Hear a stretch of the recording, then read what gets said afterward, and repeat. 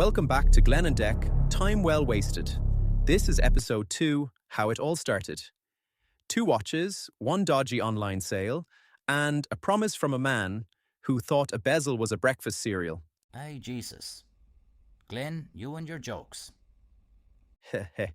Stick around, folks. By the end of this episode, you'll know how we met, why watches matter to us, and the one brand that actually makes sense in Ireland. Spoiler, it's not the one you think. If you're new here, hi, I'm Declan, born and bred in the Midlands. I once bought a watch from Glen over a dodgy Wi-Fi connection in a pub.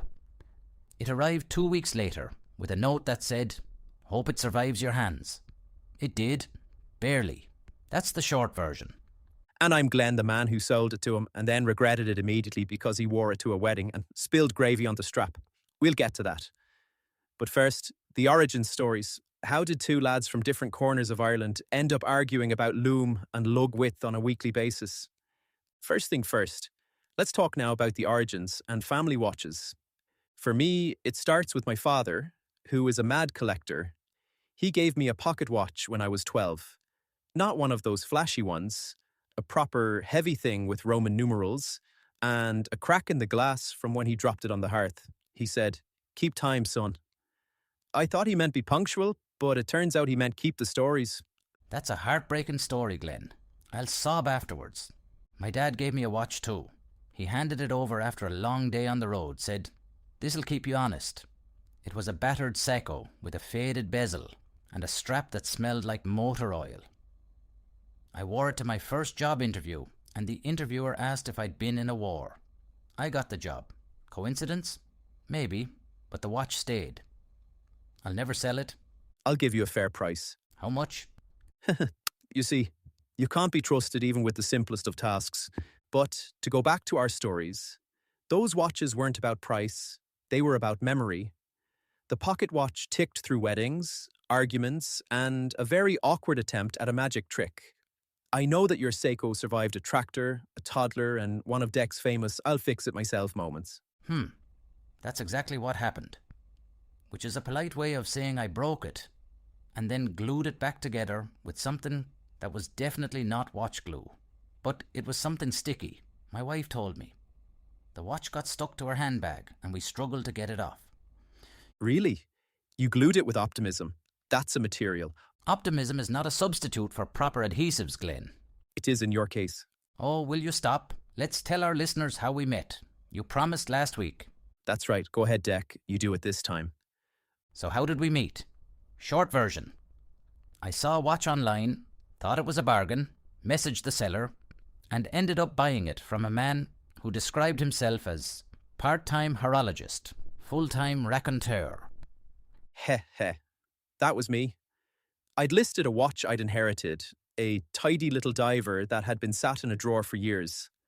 I put up a few photos, a sentence or two, and a price that made Dec think he'd found a unicorn. He messaged at 2 a.m. saying, "Is it still available?" I replied at 2:03 a.m. saying, "Only if you promise to look after it." He promised, but he lied. Huh? I did not lie.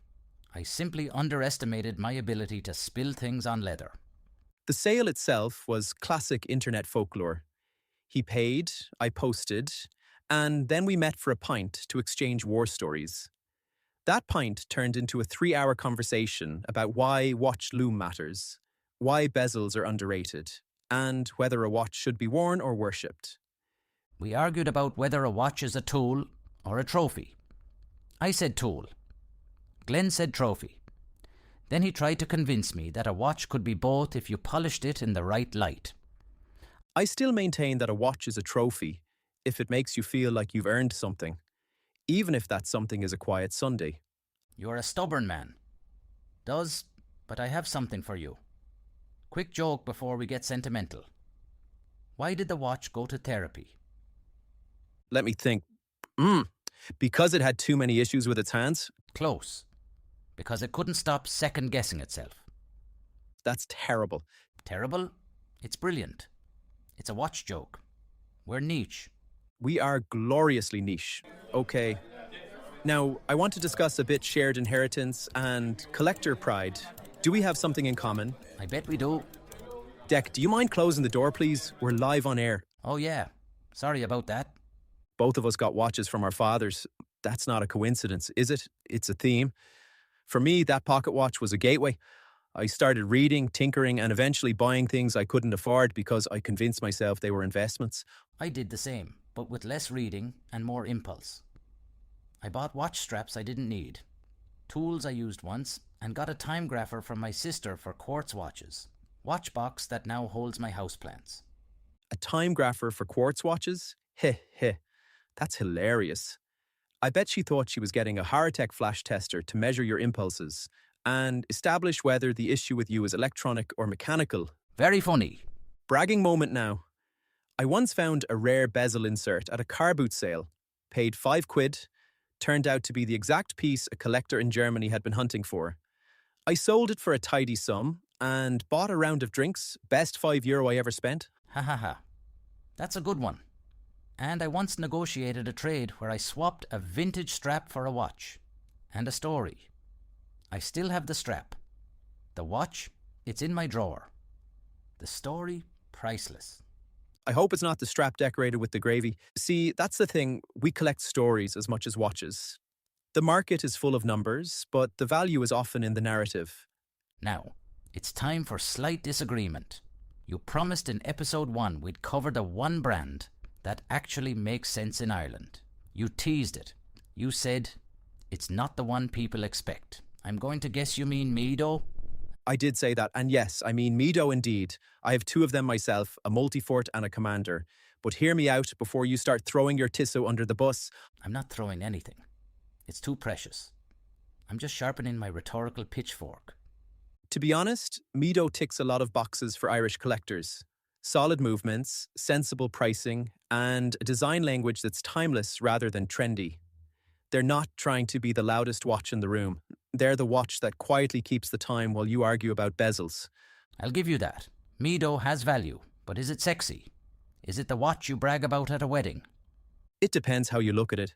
I would say that it's the watch you wear to a wedding, and then to the pub afterwards. It's the watch your father would approve of. It's the watch that doesn't make you feel like you've bought a billboard. Am I right? Fine. I'll concede Mido is sensible. But I'll still argue that a certain Swiss brand with a crown logo has a certain je ne sais quoi. Pardon my French. I'm still learning. No worries, mate. Your accent sounds great. You mean the one that makes people queue for a bracelet? Yes, I know the one. It's fine to admire it. It's another thing to buy it because of the logo. Spoken like a man who once sold a bezel for €5 and felt like a king. That was deadly. I was a king for a night but felt like an emperor. Glen Dec. But let's go back to Mido. So why Mido? Practical reasons. Irish collectors often want durability, serviceability and value. We have a climate that's not kind to delicate finishes. We have a culture that values stories over status. Mido fits that. They make watches that can be worn daily, serviced locally and passed down without embarrassment. Also, another point is that they don't shout. In a country where modesty is a virtue and bragging is an art form, a watch that quietly does its job is a winner. Exactly. And for those who want a bit of flair, Mido's designs often nod to classic motifs without being derivative. Just look at Baroncelli. It's a balance. So there you have it. The brand that makes sense in Ireland, practical, durable, and quietly stylish. Not the flashiest, but the one that will still be ticking when the rest have been traded for novelty cufflinks. You know what, Dec? I am really enjoying it. That's our origin story. A little bragging, a glue mishap, and a brand reveal.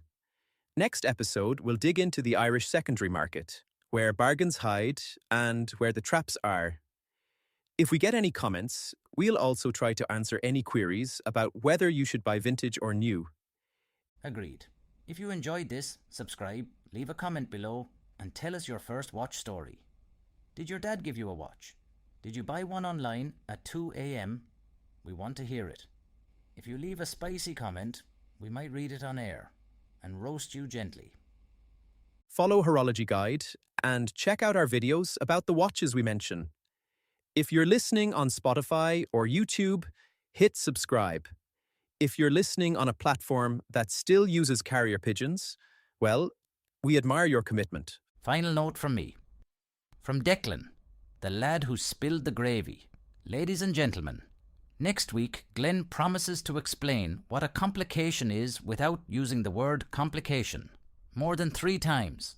He's optimistic. Heh, I'll do it in 2.